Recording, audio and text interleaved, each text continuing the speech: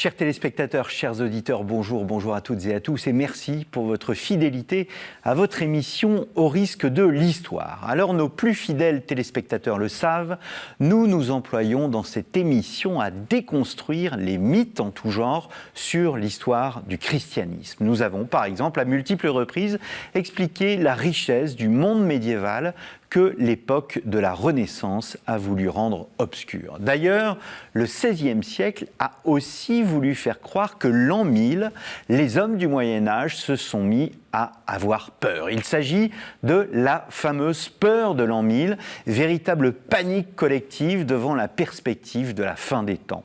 À l'époque moderne, certains milieux anticléricaux prétendent même que le clergé de l'an 1000 aurait exploité cette panique pour soutirer des dons aux fidèles inquiets pour leur salut.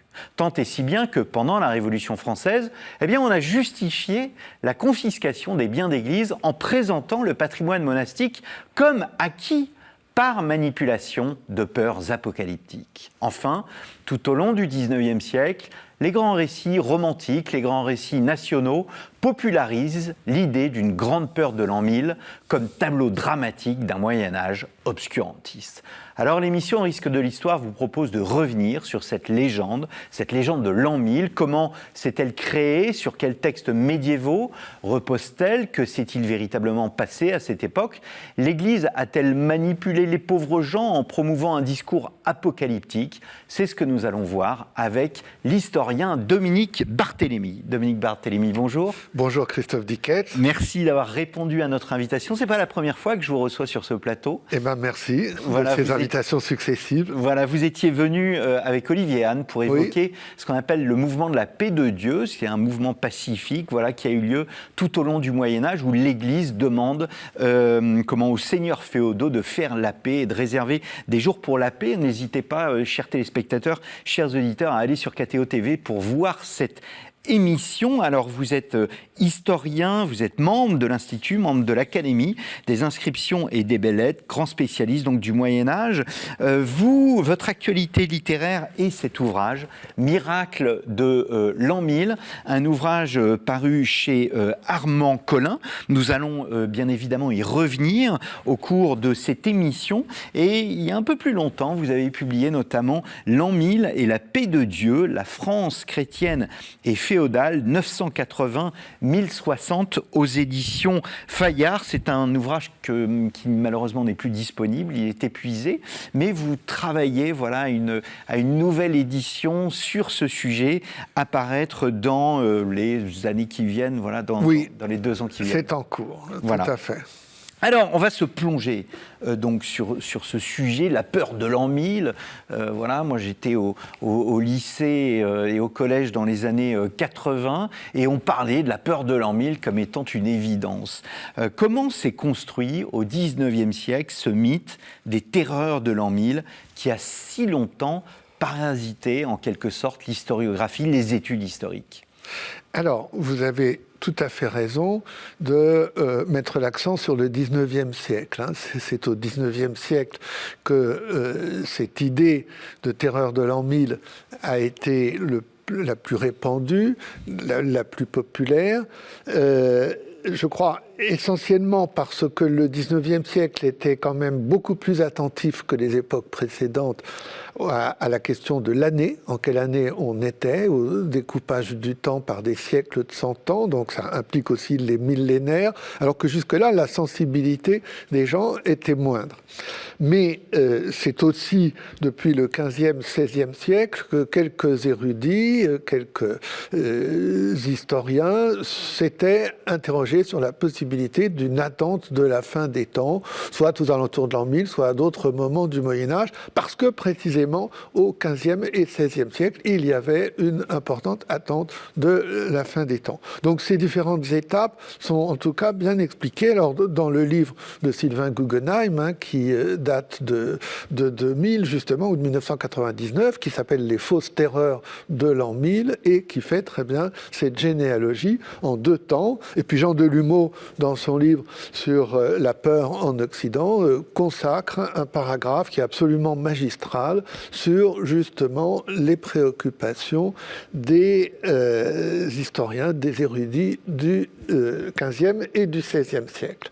Alors vous avez raison aussi de dire qu'il y a dans ce mythe de l'an 1000, pas toujours, parce qu'il a plusieurs variantes, mais souvent une composante anticléricale importante. Et vous avez, alors c'est le cas de le dire, mis dans le mille, en citant le problème des aumônes. Je crois que les gens qui avaient acquis des biens nationaux pendant la Révolution française, avaient évidemment besoin qu'on leur serve un récit disant que l'Église avait acquis par un trucage, par une affabulation, dans le public, avait acquis tous ces patrimoines monastiques qui étaient très importants. Alors en fait, effectivement, l'Église les avait acquis par des aumônes, mais ça avait évidemment pris beaucoup plus de temps que la simple année 1000. Peut-être que les gens, les hommes, les femmes qui donnaient des terres à l'Église avaient peur de quelque chose, mais c'était peur pour leur salut, c'était peur à l'approche de la mort, comme on a toujours eu peur dans les siècles et encore aujourd'hui, même si c'est d'une autre manière. Donc, l'Église a toujours vécu de dons tout au long de son existence. Voilà, et donc en l'an 1000 et avant et après. C'était la mission spécifique des moines, en particulier depuis l'époque carolingienne. Les 10e et 11e siècles, les abords de l'an 1000 sont quand même largement une nouvelle étape de la civilisation carolingienne, sont encore très proches de cette époque antérieure. C'était donc la mission privilégiée des moines, une mission en tout cas importante. Ils avaient aussi à redistribuer des biens, à nourrir les pauvres en cas de famine et d'épidémie, mais c'était vraiment leur rôle de prier pour le salut des morts, et notamment des morts nobles qui avaient fait des dons, on disait pour le remède, on peut presque dire pour la rançon de leur âme. Donc c'est vraiment une pratique installée dans la durée qui a provoqué ces aumônes au monastère. Et ces actes de donation sont pour l'historien, d'autre part, une source importante. C'est même une des principales sources d'archives de l'époque et qui nous révèle des choses sur les seigneuries, sur l'organisation des seigneuries avec les serfs quand ils sont donnés aux églises, et sur les familles nobles elles-mêmes, leurs titres, leur généalogie. Alors il y a des arguments, bien évidemment, pour réfuter cette question de la terreur. J'ai reçu sur ce plateau François Hartog, qui est l'auteur du livre Chronos, et c'est la perception du temps. Et en fait, les paysans, à l'époque, ne se souciaient absolument pas de ces notions annuelles de 1000, 1500, 1400. En fait, on a toujours compté en fonction des règnes, des années de règne, et non pas comme nous sommes en 2026, en fonction de la naissance du Christ. Tout à fait. Alors, non, il faut nuancer un tout petit peu. Depuis l'époque carolingienne, on a fait le calcul de l'année de l'ère chrétienne. Auparavant, elle n'était jamais en usage, l'année de l'incarnation.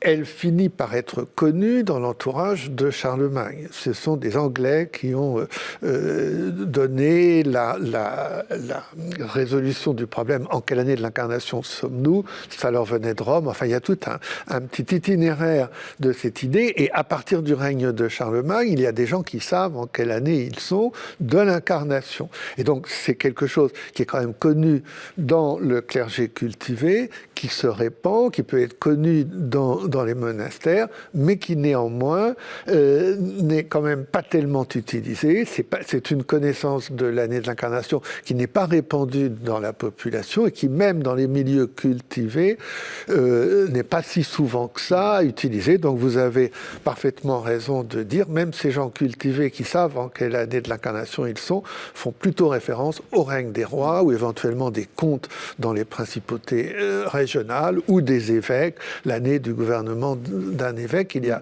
plusieurs comptages, mais plutôt par la vie, par le gouvernement d'un homme important, laïque ou ecclésiastique. Mais alors, un point, néanmoins, ce mythe des terreurs de l'an 1000 au XIXe siècle a quand même été très vite réfuté par des historiens, par des historiens très experts. Et donc, s'il a été répandu dans la population, il n'a malgré tout jamais été dominant chez les historiens de métier. C'est-à-dire que nous avons aussi la réfutation complète des terreurs de l'an 1000 par plusieurs historiens qu'on appelle aujourd'hui positivistes, alors aussi bien des positivistes catholiques que des positivistes anticléricaux. Il y a même des anticléricaux qui, par conscience professionnelle, disent non, cette histoire est mythologique. Ouais. Ce n'est pas une vérité. Est-ce que les autorités ecclésiastiques de l'époque, donc on va dire du milieu du Xe siècle au milieu du XIe siècle, est-ce que les autorités parlent à leurs ouailles de la fin des temps, et est-ce qu'on a des textes qui évoquent l'an 1000 comme étant la fin des temps et le retour du Christ sur terre? Alors, d'abord, ce n'est pas la théorie de l'Église. Ça n'a jamais été une doctrine officielle. Les évêques, les papes, les archevêques, les grands abbés n'ont jamais donné une date précise pour la fin du monde. L'idée de l'Église, conformément à l'Écriture et à sa tradition, c'est qu'on ne sait pas quand elle sera. Alors donc, à aucun moment, ils ne disent il y aura la fin des temps en 1000 ou 1033 ou plus tard. Quand des isolés fixent une date, il y aura 1266, il y en aura d'autres, c'est toujours un peu des isolés, des contestataires, des gens qui sont à l'origine d'une secte ou d'un mouvement millénariste qui n'est pas officiel et qui est rejeté, qui est repoussé par l'Église catholique. Néanmoins, il est de fait qu'il y a probablement dans les milieux dirigeants de l'Église et aussi dans la manière de s'adresser à la population, il y a l'idée que la fin des temps ne doit pas être très très éloignée, si vous voulez. Sûrement un sentiment que ça peut ne pas trop tarder, que peut-être dans une génération ou deux, mais on ne sait jamais, et finalement on ne donne jamais de date précise. Mais il y a certainement le sentiment qu'on n'en a plus pour très longtemps. Seulement, ça ne se focalise pas sur une date précise. Alors néanmoins, et alors, encore un point, puisque vous me demandez ce qui se disait aux fidèles, nous avons quand même un texte, mais un seul, d'un grand abbé, maître de l'école de Fleury-sur-Loire, aujourd'hui Saint-Benoît-sur-Loire, abbon de Fleury, et qui, dans un texte des années 990, explique que dans sa jeunesse, quand il était jeune moine, vers 960, sur l'ordre de son abbé, il a quand même prêché dans l'église de Paris pour réfuter l'idée que la fin du monde aurait lieu en l'an 1000. Et il a dit, et par la même occasion, j'ai réfuté aussi l'idée que la fin du monde aurait lieu lorsque l'Annonciation et le Vendredi Saint tomberait le même jour, ce qui arrive en effet, en réalité, une fois tous les 30 ans, puisque l'Annonciation est dans le créneau du Vendredi Saint. Mais voilà, et alors ça montre qu'à la fois, il y avait des gens quand même qui étaient troublés, quelqu'un a pensé ça vers 960 et il a fallu le réfuter, mais en même temps que, ma foi, c'était une idée parmi d'autres, et puis ça n'a pas l'air d'avoir fait long feu. Donc nous ne pouvons pas être absolument péremptoires et dire personne, ni dans les milieux religieux, ni dans le peuple, n'a attendu la fin des temps pour l'an 1000, mais en revanche, nous sommes absolument certains que cela n'a pas eu une grande résonance, que cela n'a pas eu une grande diffusion, et que par conséquent, ça n'a rien à voir avec les aumônes aux églises et la constitution de ce patrimoine ecclésiastique qui était en cause, comme vous l'avez rappelé très bien en commençant, dans le mythe du XIXe siècle sur les terreurs. Alors, vous vous êtes opposé aux travaux de Georges Duby qui voyait dans l'époque une forme de mutation, de changement. Vous insistez beaucoup finalement sur les éléments de continuité d'une époque à l'autre. Alors, en fait, ce qui a posé problème dans les travaux de Georges Duby, dans certains travaux de Georges Duby, je ne me suis pas opposé à tout ce qu'il a écrit, mais oui, bien sûr.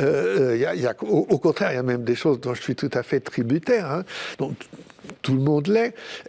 Simplement, à un moment, dans sa thèse sur le Mâconnais, puis ensuite il y a eu d'autres thèses d'histoire régionale qui l'ont imité, il a raconté, on a voulu raconter qu'un ordre public relativement fort s'était maintenu pendant le Xe siècle, donc après les invasions normandes, et qu'il y avait eu une crise de cet ordre public et un changement social, une violence seigneuriale accrue, les débuts de la féodalité, juste en l'an 1000.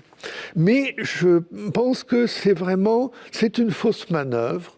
C'est une fausse manœuvre. Georges Duby avait envie de terminer vite sa thèse. Ça relève d'une sorte de bâclage du travail. Et ça n'était pas ce qui était dit jusque-là.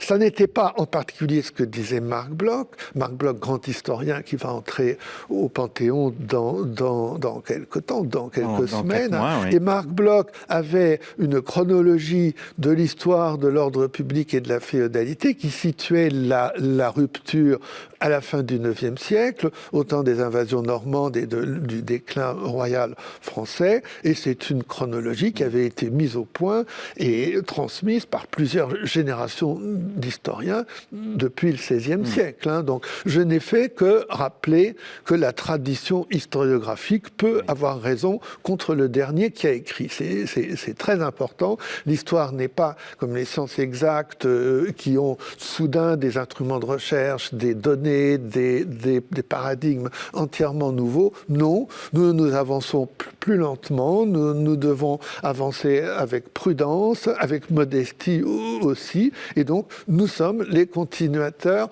de toute une tradition qui non seulement peut être celle de Marc Bloch, qui vivait au début du XXe siècle, mais aussi des auteurs du XVIe et du XVIIe siècle, hein, il y a aucun doute. Alors si je mentionne cette idée, en tous les cas, ce développement, c'est pour montrer qu'il y a une forme aussi d'opposition entre, d'une part, cette idée qu'il y aurait eu une crise, et d'autre part, l'idée qu'au contraire, les travaux montrent aujourd'hui que c'est une époque de créativité et de dynamisme. Et un personnage comme Raoul Glaber, qui est un personnage de l'époque, donc, qui est pourtant millénariste, c'est-à-dire qui croit en la fin du monde, lui évoque le manteau de blanche église qui recouvre l'univers après l'an 1000.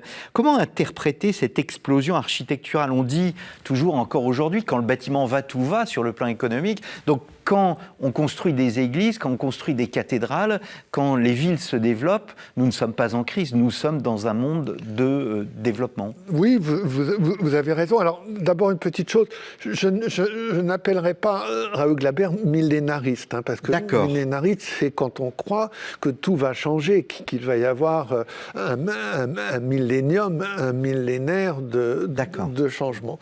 Mais en revanche, c'est quelqu'un qui est très sensible à la commémoration, au millénaire au sens commémoratif, un peu comme il y a eu un bicentenaire de la Révolution française il y a quelques années. Donc il commémore la vie du Christ, et précisément parce qu'il connaît quand même la date dans l'ère de l'incarnation, il parle très précisément de l'an 1000 de l'incarnation, de l'an 1000 de la Passion, donc 1000 et 1033. Il les prend comme grands repères dans son livre, mais il ne parle pas de la fin des temps ou d'une attente de fin des temps en relation avec ça. Alors, effectivement, Raoul Glaber a quand même tendance, il tenait ça sans doute de son maître, l'abbé Guillaume de Volpiano, à essayer de regrouper pour faire un beau livre. Enfin, c'est une espèce de modèle, c'est une construction qu'il fait. Pour faire un beau livre d'histoire de son temps, il a tendance à agréger un peu une série de choses autour de 1000 ou de 1033. Mais quand il dit vers l'an 1000, c'est tout ce qui s'est passé entre 990 et 1010. Hein. Donc c'est un peu étendu. Même chose pour 1033.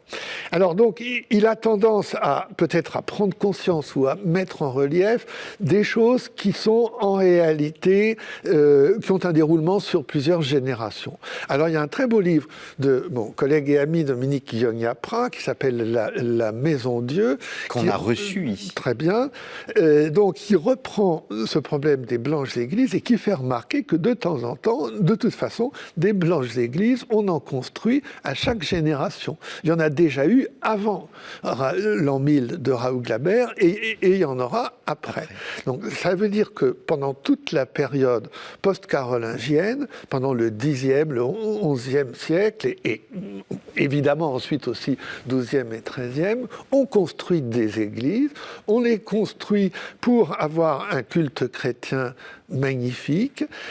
On les construit grâce aux donations des nobles, grâce à ces fameuses aumônes aussi dont je vous parlais tout à l'heure. Et on peut les construire parce que en réalité, il y a certainement un dynamisme économique. C'est-à-dire qu'il a beau y avoir des famines dont parlent des auteurs comme Raoul Glaber, il a beau y avoir pas beaucoup de monnaie dans les archives ecclésiastiques. En fait, en réalité, si on recoupe une série d'indices, si on essaye d'approfondir la recherche, on s'aperçoit que l'époque du Xe et du XIe siècle est quand même plutôt une période de croissance démographique, une période de développement économique, aussi bien à la campagne que même déjà dans les villes, que même l'économie d'échange progresse. Alors, à ce sujet, vous me permettrez encore d'évoquer un très grand historien qui a été mon maître, qui est mort récemment, en juin 2025, qui est Pierre Toubert. Pierre Toubert, qui a étudié l'Italie, mais aussi l'ensemble de l'Europe, a publié un recueil d'articles qui s'appelle « L'Europe de la première croissance ». Et la première croissance, c'est le monde carolingien, 8e, 9e siècle, et les 2 siècles qui suivent. Donc, nous sommes dans un monde qui a une dynamique économique et démographique. Alors, on ne l'aperçoit pas assez bien, assez clairement pour pouvoir la décrire d'une manière très, très assurée, pour pouvoir tout diagnostiquer, mais certainement, c'est une époque, en tout cas, où les monastères s'enrichissent et peuvent construire de blanches églises. Oui, et alors, justement, vous parlez des monastères, il y a une réforme monastique, c'est la réforme monastique clunisienne, oui. Sous l'impulsion d'Odilon. Elle joue un rôle dans le renouveau de cette époque ? Certainement, mais alors, cette réforme monastique, je crois, elle est demandée aussi par les laïcs, par les donateurs laïcs. Je vous parlais tout à l'heure des aumônes pour le remède de l'âme des donateurs, mais c'est que les donateurs qui donnent quand même une partie de leur patrimoine ne sont pas prêts à accepter que la prière des moines soit relâchée ou que la discipline monastique fasse problème.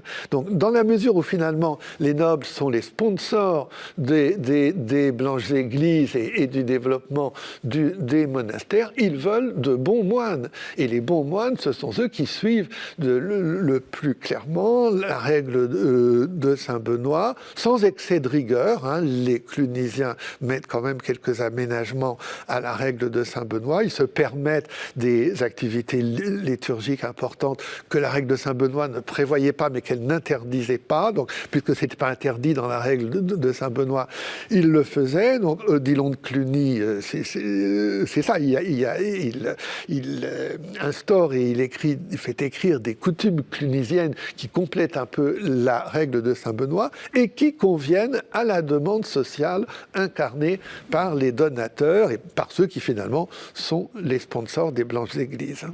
Alors il y a aussi un renouveau, on va dire un renouveau scolaire, une période de créativité intellectuelle et même scientifique face à l'image caricaturale d'une époque obscurantiste. Et un des centres, mais pour avoir évoqué ce sujet avant l'émission, c'est un des centres, ce n'est pas le seul centre, c'est Chartres. Chartres, c'est un centre intellectuel très important, mais ce n'est pas le seul. Et il y a des personnages qui se distinguent et qui sont des grandes figures intellectuelles d'une époque fort riche. Alors, absolument. Donc, il y a eu, en matière d'histoire de l'éducation, alors, un autre très grand historien, qui était Pierre Richer, qui a beaucoup écrit sur les écoles et l'enseignement du Haut Moyen-Âge, qui a écrit plusieurs livres sur l'an 1000, les écoles de l'an 1000, et Pierre Richer parlait de troisième renaissance carolingienne. Il distinguait deux générations dans l'histoire proprement carolingienne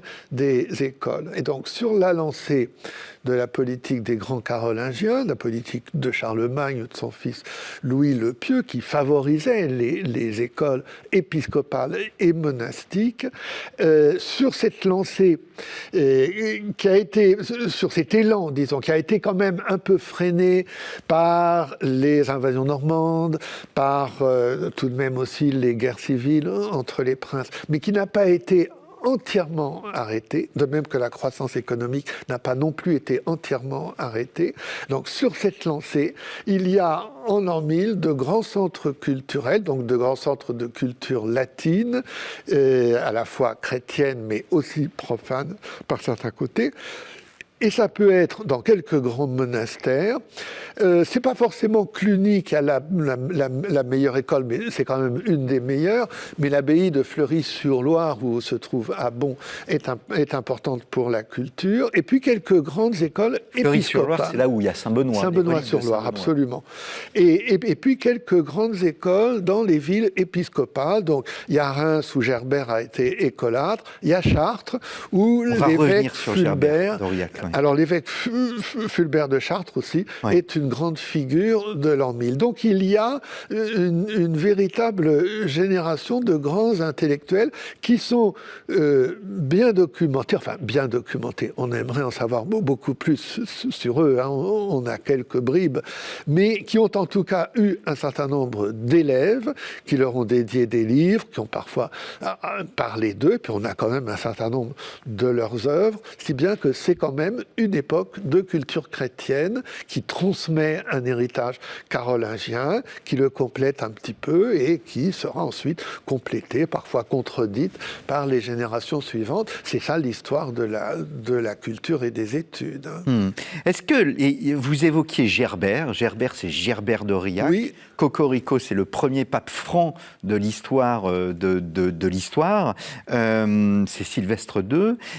Qui était ce Gerbert d'Aurillac et pourquoi son parcours exceptionnel résume à lui seul le dynamisme de l'an 1000 ? Disons que oui, Gerbert est un personnage exceptionnel. En tout cas, donc il est aquitain. Il a été élevé au monastère d'Aurillac. Il a connu la Catalogne et là, donc on le signale toujours. Ça lui a permis d'entrer en contact avec l'abac, avec un procédé, un instrument d'algèbre transmis par la Méditerranée musulmane. C'est souvent cité. Et puis c'est quelqu'un qui ensuite est venu dans la France du Nord où étaient ces écoles post-carolingiennes, ces écoles où il y avait encore de belles traditions, et donc il a hérité de tout le savoir carolingien. Il a été écolâtre de Reims, donc dans la cathédrale, sous les ordres de l'évêque et sous le contrôle du chapitre de Reims, et il a eu un grand rayonnement en tant qu'écolâtre.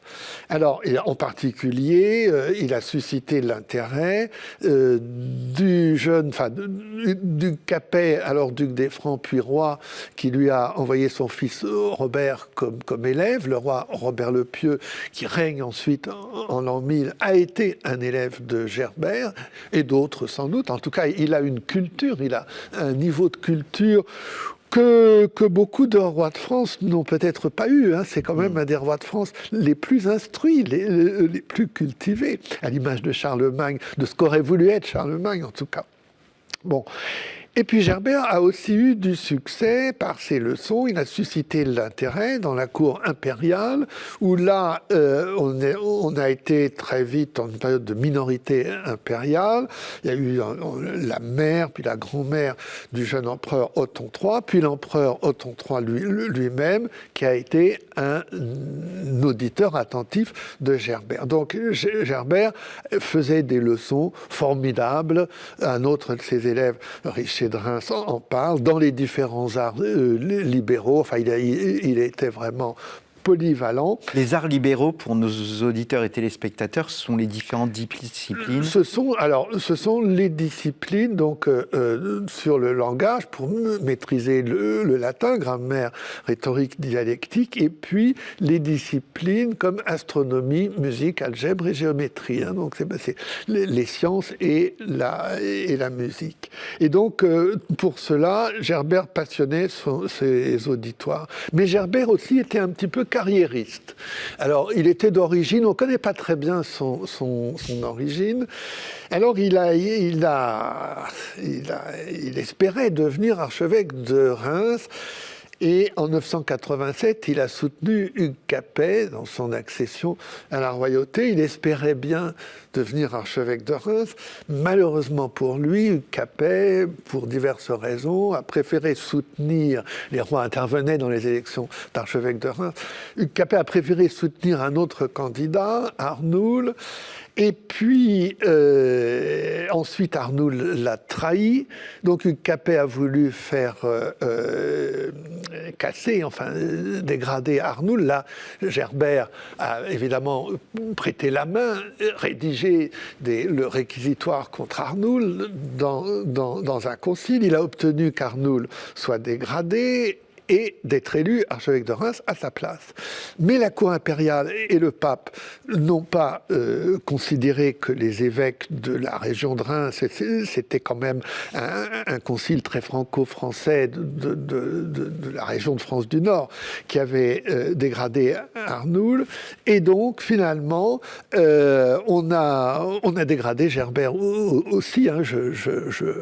En tout cas, il n'a pas été reconnu par l'Empire.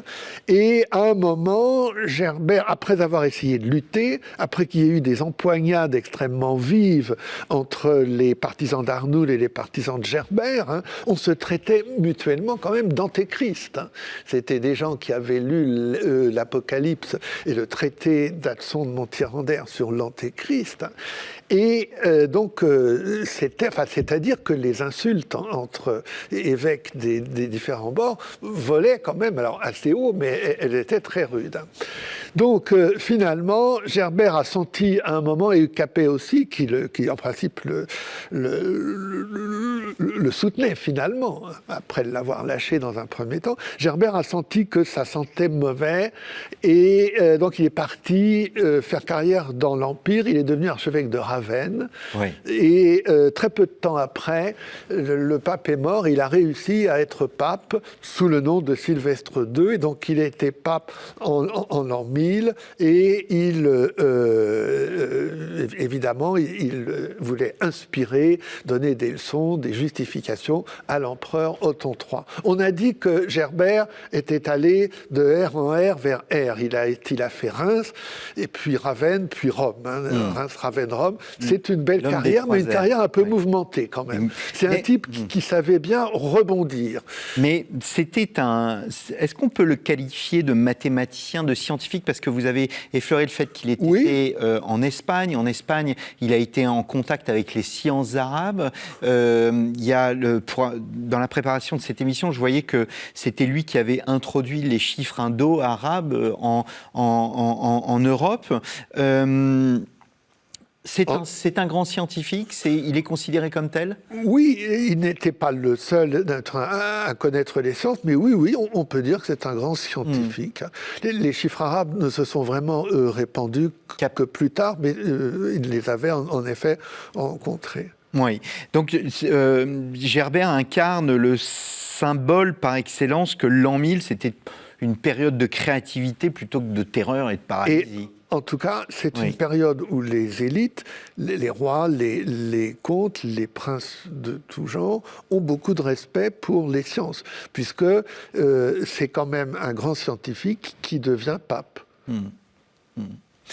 Alors, j'en viens à un sujet qu'on a déjà traité, mais peut-être un peu plus que l'effleurer, revenir sur la paix de Dieu, parce que c'est l'époque où se définit la paix de Dieu. D'abord, est-ce que, même si on a déjà fait une émission dessus, à laquelle je renvoie nos auditeurs, simplement rappeler ce qu'est la paix de Dieu et l'importance, encore une fois, de ce mouvement à cette époque, finalement, de l'an 1000, qu'on assimile à la violence, vous parliez tout à l'heure, la violence féodale. Là, en fait, vous mettez en avant un mouvement pacifique. Alors, en tout cas, c'est un dossier que j'étudie. Hein. Comme je vous l'ai dit, il y a quand même 450 ans qu'on fait de l'histoire de la France féodale et de sa religion. Et donc, il y a une législation et des institutions de paix à l'échelle des diocèses ou même des provinces ecclésiastiques qui ont retenu l'attention des érudits depuis le XVIIe siècle. En tout cas, il y a deux choses qu'on peut distinguer, que d'abord la paix diocésaine commune qui commence en 989, et puis la trêve de Dieu qui seule est appelée paix de Dieu, en fait, dont nous n'avons de traces certaines qu'à partir de 1041, hein, un petit peu plus tard. Alors, je pense qu'il faut faire attention parce que c'est pas un mythe, la paix de Dieu. Il y a bien, en effet, eu des conciles de paix et des institutions de paix. Mais les catholiques sociaux du XIXe siècle, et en particulier un personnage appelé Ernest Sémichon, qui écrivait en 1857, ou un abbé, l'abbé Guéprat, la même année, avait tendance, justement pour contrer le mythe anticlérical de l'Église qui faisait croire aux gens que tout était fini, qui était cupide, qui ne cherchait que son confort et sa richesse, ils ont voulu montrer que l'Église rendait service à la société, que l'Église soutenait la réforme sociale, parce qu'eux-mêmes étaient des catholiques sociaux. Hein. Et donc là, c'est pas entièrement faux. Oui. Et bien entendu, il y a une fibre sociale chez un certain nombre d'ecclésiastiques à toute époque, hein, mais certainement la portée, en tout cas la diffusion et l'importance historique de ce mouvement de la paix de Dieu, comme on l'appelait, ont été un petit peu exagérés. Parce que ça correspondait aussi aux souhaits de ces catholiques de gauche, hein, du Second Empire, qui souhaitaient que l'Église prenne position très fermement en faveur de la réforme sociale et qui avaient tendance à penser que l'Église devait vraiment s'en occuper au XIXe siècle. Mais alors, oui, Jean. Mais alors justement... Si il y a cette volonté de paix ou ce mouvement de paix, c'est par rapport à une situation de guerre, une situation de violence. Est-ce que la mobilisation populaire autour des assemblées de paix, est-ce que cela révèle comme une terreur eschatologique ? Soyons l'avocat du diable, ou bien plutôt une aspiration à la sanctification des fidèles, la sanctification des autorités, la sanctification de l'Église aussi. L'histoire est difficile, hein, mais là, pardonnez-moi, il n'est pas du tout sûr qu'on puisse parler d'assemblée de paix. Ce sont simplement des conciles d'évêques et d'abbés qui ont imposé un certain nombre de règles. Et l'arme des évêques rassemblés dans des conciles, ce n'est pas de faire une mobilisation populaire. Là, on est quand même un petit peu dans une mythologie. Et justement, que Georges Duby et d'autres n'ont pas assez critiqué, pas assez prise à bras-le-corps comme telle.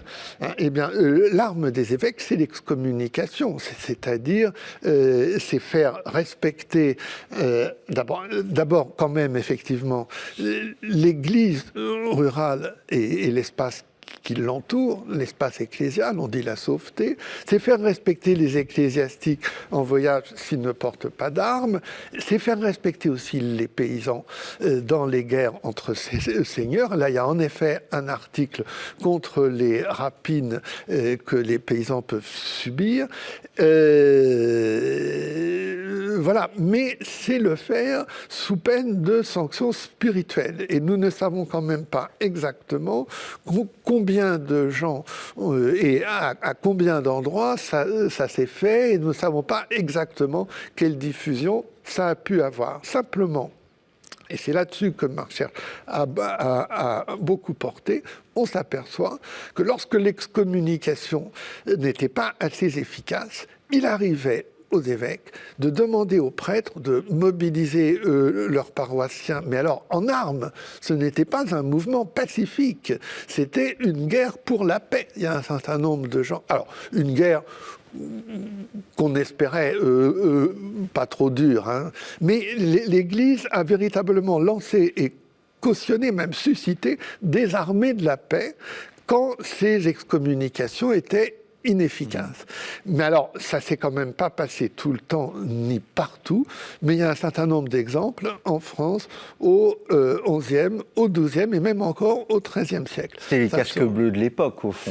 C'est plus que des casques bleus, parce que les casques bleus, normalement, ne se battent pas, alors que vous avez des prêtres de paroisse qui partent en campagne quand même avec leurs paroissiens et qui font le siège de châteaux, hein. Donc c'est quand même actif. Alors il nous reste 11 minutes. Je voudrais consacrer ces dernières minutes au miracle de l'an 1000 et donc à votre ouvrage, Les miracles de l'an 1000, paru chez Armand Collin. Pourquoi vous avez choisi de placer les récits de miracles au cœur de votre analyse de la société de l'an 1000 ? Alors, bon, en tout cas, je les ai placés au cœur de mes préoccupations, de ma contribution. Parce que si on me demandait au cœur de la société, je crois qu'il faudrait quand même parler des archives monastiques que j'évoquais tout à l'heure et d'un certain nombre de chroniques. Mais les récits de miracles ont été publiés progressivement, pour certains récemment, notamment par la congrégation des Bollandistes, qui est une branche des jésuites. Et donc, il y a de plus en plus de récits de miracles disponibles. Et puis, comme on fait de l'histoire de la France féodale et de sa religion depuis 400 ou 450 ans, il y a tout de même beaucoup de sujets qui sont un peu épuisés. Et donc, je me suis aperçu qu'on pouvait encore proposer des analyses de l'enjeu social du récit de miracle qui n'avaient pas été faites, hein. Je me suis intéressé à ça parce que... Alors, je ne suis pas le seul à l'avoir fait, hein. Le chanoine Henri Platel, qui était à l'Université catholique de Lille, avait lui-même consacré de très beaux textes à l'enjeu de miracle, mais alors plutôt du XIIe siècle et dans sa région flamande. Mais si vous voulez, on fait ça parce que ça reste possible, parce que c'est pas encore fait. Hein, Est-ce qu'il y a plusieurs catégories de miracles à l'époque de l'an 1000 ? Oui, alors effectivement, quand on parle miracle, c'est à des époques récentes, il y a principalement des miracles de guérison, il y a beaucoup de miracles alors, de la Vierge Marie ou de grands saints, apôtres, alors qu'en l'an 1000, les miracles sont malgré tout d'un type plus diversifié. Il y a évidemment des miracles de guérison, mais il y a aussi des miracles de châtiment. Alors là, qui ne sont plus reconnus, qui ne sont plus présentés depuis le XIIIe siècle. Hein. L'Église y a tout à fait renoncé. Et donc c'est un trait particulier, c'est que des gens qui se conduisent mal par rapport au monastère, et alors effectivement, des gens qui s'en prennent au patrimoine des églises, sont réputés, lorsqu'il leur arrive malheur, avoir subi un châtiment miraculeux, un châtiment surnaturel. Alors autant que possible, quand on considère qu'ils ont été blessés, désarçonnés, si c'est des chevaliers, par la puissance d'un saint, par la puissance d'un saint mort dont les moines ont les reliques, eh bien, s'il est encore en vie, il est possible de lui pardonner, d'obtenir sa guérison. L'Église ne veut pas la mort du pécheur. Hein. Et s'il vient à se confesser, à demander pardon, il peut être guéri. Mais un certain nombre de miracles sont des miracles de châtiment. Et puis, il y a alors une troisième catégorie, après les guérisons et les châtiments, c'est ce qu'on peut appeler les aides diverses. Alors là, il y a quand même quelques aides diverses dans les époques chrétiennes ultérieures, hein. Mais là, on considère un peu que ça appartient à la religion populaire. Hein. C'est comme quand on peut s'est retrouvé un objet perdu. Bon.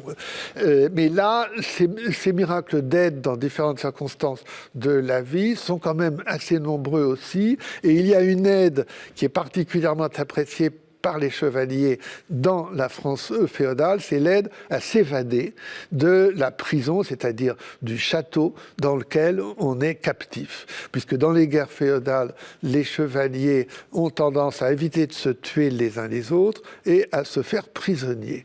Donc il y a beaucoup de prisonniers et il y a des prisonniers qui sortent de prison d'une manière ou d'une autre et qui attribuent leur évasion à un miracle. Alors, Sainte Foy de Conques, qui est sur la couverture de mon livre, est effectivement une sainte dont le culte est a beaucoup de succès autour de l'an 1000 et dont une spécialité, peut-être la principale spécialité, même si elle en a d'autres, consiste à aider l'évasion, à permettre, à faire l'évasion d'un certain nombre de captifs.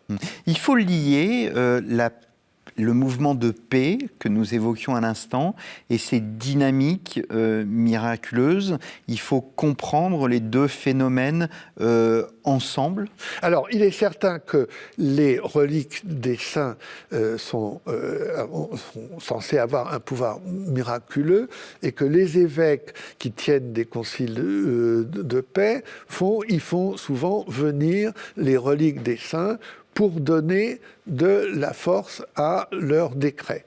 Mais en fait, donc il y a un lien, mais c'est pas un lien si fort que ça, dans la mesure où nous n'avons par exemple jamais de récit de miracle en rapport direct avec la législation de paix de Dieu. Hein. On nous dit, Raoul Glaber nous dit que des gens qui ont enfreint la trêve de Dieu, alors qu'il y a une réglementation concernant les jours de la semaine où il ne faut pas qu'il y ait de violence, eh bien que certaines violations de la trêve de Dieu ont été punies surnaturellement. Mais il n'en donne aucun récit. Donc il y a un lien, oui, mais il n'est pas forcément si fort que ça. Il est probable que la présence des reliques dans les conciles garantit un peu la sécurité des gens qui y sont. On n'ose pas attaquer les gens quand ils ont des reliques avec eux. On arrive au terme de cette émission, Dominique Barthélémy. L'impression de désordre, de violence qui prévalait dans la plupart des livres de la vieille école du XVIIe au XXe siècle, qui donne une image d'un an 1000 tragique. C'est une image qui n'est pas fondée. On a parlé d'effervescence, on a parlé de créativité. Nous vivons dans une époque au fond fascinante, qui est bien loin de ces clichés terribles. Alors, en fait, là, je reviens sur le problème de la tradition. Certains auteurs, dans les 4 siècles d'historiographie, ont considéré cette période comme dramatique, mais pas tous. Vous avez au XVIIe ou XVIIIe siècle, et à toute époque, au XIXe, au XXe, des gens qui nuancent beaucoup la violence féodale. Donc, ce que je vous propose seulement, c'est de se situer plutôt de leur côté que du côté des gens qui ont eu une vision dramatique. Par exemple, Marc Bloch, dont je vous reparlais tout à l'heure, dans son livre sur la société féodale, ne contredit pas le sentiment qu'il y avait de la violence dans la classe guerrière dominante, il en parle, mais il ne dramatise pas du tout la période féodale. Et donc, effectivement, il ne faut ni effacer l'existence de guerres entre les châteaux et les chevaliers, l'existence d'un certain nombre de tensions, l'existence aussi d'une certaine précarité de vie des gens. Malgré tout, tous les 15 ans ou 30 ans, il a pu y avoir des famines, des épidémies. Enfin, c'était pas la société d'abondance comme ce qu'on connaît, comme ce qu'on a connu. C'était pas du tout ça. Mais c'est une question de nuance, de schématisation. Il faut apercevoir la complexité des choses, la richesse et la variété des destinées et des gens de l'époque. Et ça, il ne faut pas avoir une image trop d'une pièce de la période. En 30 secondes, oui. Nous allons célébrer, nous sommes en 2026, en 2033, nous allons célébrer la mort et la résurrection du Christ. Les catholiques vont célébrer ce moment. En 1033, il y a eu des célébrations spécifiques. On sait que les années jubilaires, c'est bien plus tard, puisque c'est Boniface VIII, donc à la charnière du XIIIe et du XIVe siècle. À cette époque, en 1033, on a fait des choses spécifiques? Non, il n'y a pas il n'y a rien qui ressemble au jubilé. En effet, il y a eu le jubilé de 1300, et puis il y aura certainement quelque chose de jubilaire en 2033. La date n'est pas passée entièrement inaperçue, puisque Raoul Glaber la signale, mais à ma connaissance, il n'y a pas eu de véritable célébration spécifique. Simplement, Raoul Glaber dit qu'il y a eu des pèlerinages à Jérusalem à ce moment-là, mais nous ne sommes pas assurés que le sentiment d'être en 1033 et d'aller à Jérusalem au millénaire de la Passion était si important que ça. Les gens allaient à Jérusalem pour se faire pardonner leurs péchés, souvent parce qu'ils vieillissaient aux approches de la mort. Les gens pouvaient souhaiter mourir à Jérusalem. Il y a un certain nombre de gens qui sont allés mourir à Jérusalem. Donc c'était en pensant à leur propre mort. Mais nous n'avons vraiment aucun indice de véritable célébration du millénaire d'une manière qui ressemble à ce qu'on pourrait imaginer. Eh bien, merci beaucoup, Dominique Barthélémy, d'être venu à vous. Transmettre votre passion. Miracle de l'an 1000, un ouvrage paru aux éditions Armand Collin. Et je cite, pour ceux, même si vous avez travaillé sur, non pas une nouvelle édition, mais une mise à jour de vos idées, de votre thèse, l'an 1000 et la paix de Dieu, la France chrétienne et féodale, 980-1060. Il me reste à vous remercier, chers téléspectateurs, chers auditeurs, pour votre fidélité. N'hésitez pas à parler de nous, de cette émission autour de vous. Nous avons évoqué l'émission sur la paix de Dieu. Vous pouvez la retrouver sur ktotv.com. Vous avez parlé de Sylvain Guggenheim. J'ai reçu Sylvain Guggenheim à plusieurs reprises, là aussi sur ce plateau. Et pour les passionnés d'histoire, au-delà de l'histoire de l'Église, n'hésitez pas à aller chez notre partenaire Storia Voce. J'ai reçu Dominique Barthélémy afin d'évoquer Bouvines, mais aussi les relations entre les Francs et la Germanie à l'époque médiévale. Merci beaucoup et je vous donne rendez-vous la semaine prochaine pour un nouveau numéro de votre émission Au risque de l'histoire.